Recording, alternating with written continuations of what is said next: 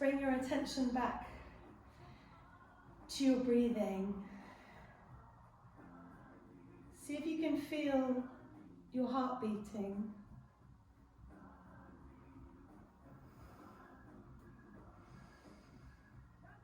And then see if you can take slow, deep breaths.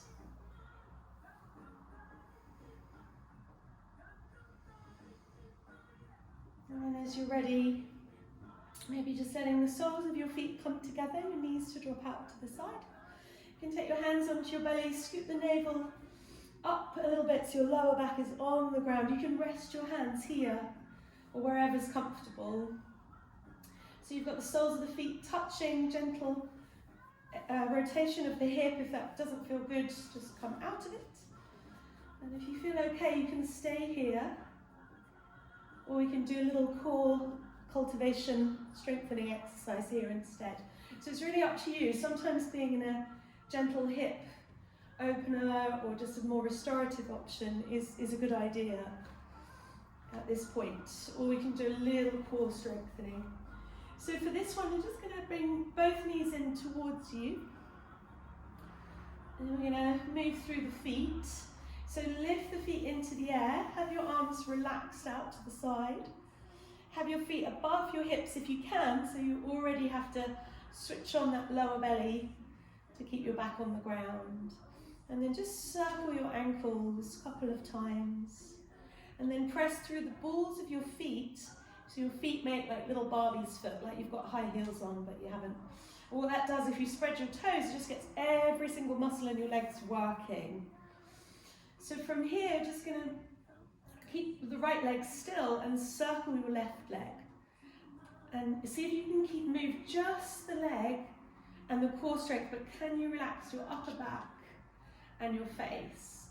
So maybe do 3 circles in one direction and then change direction, do 3 the other way.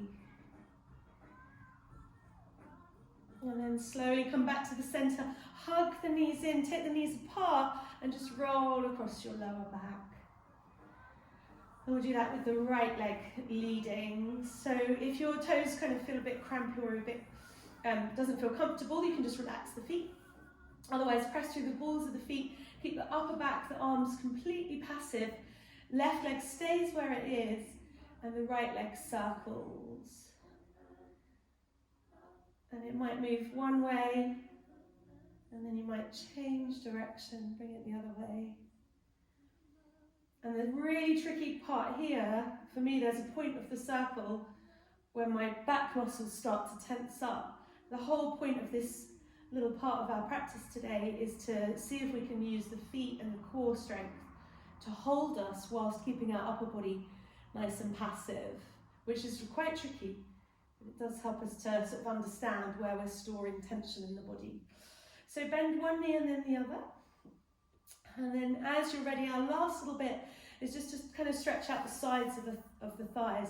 So bring your right leg in front of your left, and then hold either around the outside edge of your knees to sort of cross your legs over, or you can hold further down towards your ankles. And then just relax here. So once you've got the legs, let everything relax. So you might feel a subtle sensation, and if you were choosing not to do core exercise but you had your feet together, you can also join us here if you want to for a little counter stretch. And as you're ready, notice for the last breath, is there anywhere you're holding? Do you feel like you want to squeeze those feet in a little bit? And then release your hands. And in the best possible taste, switch legs, take the left leg all the way over the right. And again, if you do left while I do right, it doesn't matter. So hold the outsides of the knees, start to draw the legs apart and just catch wherever you can. It might be the edge of the knees and then you might just rest there. Or you might hold a bit further down the shins towards the ankle. We're not trying to pull the body into any particular shape here.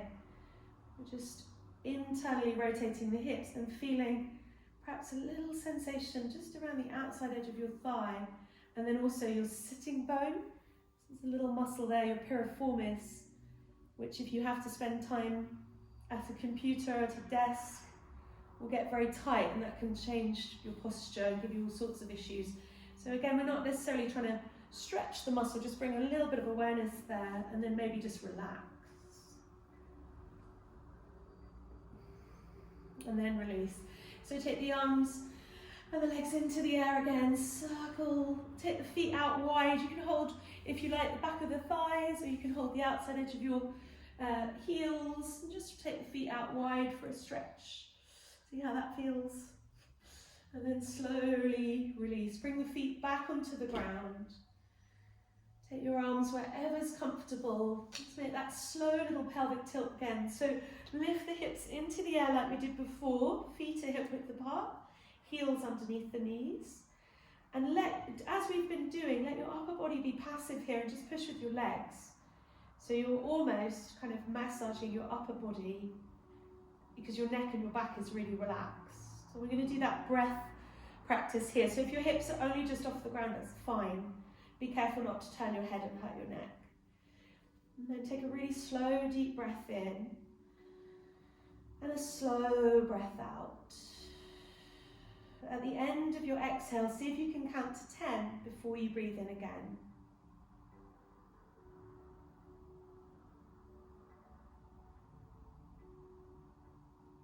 As you start to inhale, whenever you like, start to lower the hips down towards the ground. And then as you exhale, let the knees go over to one side. Inhale back to center, exhale over to the other side. And we're going to come up now. So we can do the dynamic transition where we roll over the feet, which if you do a lot of vinyasa yoga, you might remember. And if you don't want to do that, you can just come up however you like. So get a bit of momentum going with your core strength. And then see if you can tuck your feet in and roll over your ankles, coming onto your knees, and you can walk back to downward dog from here, or you can come through a flow, which will energize your body. So from downward